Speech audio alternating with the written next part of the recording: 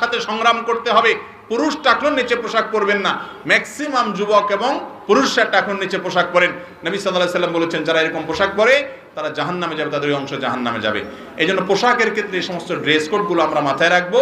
এগুলো মাথায় রেখে যদি চলেন, ইনশাআল্লাহ আপনার পোশাক পরা জায়েজ হবে।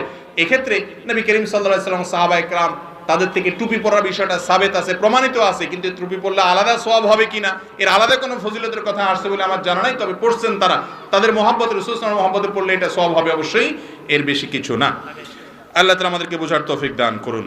ভাই, অনেক মানুষ বাইরে দাঁড়ায় আছে, আপনারা যদি একটু আধ ইঞ্চি এক ইঞ্চি করে একটু নাড়াচড়া করেন শীতের দিন, তাহলে তারা একটু বসতে পারে। একটু মেহরবানি করে উঠেন, কয়েক সেকেন্ডের জন্য উঠেন, অনেক জায়গা গ্যাপ আছে, একটু উঠেন।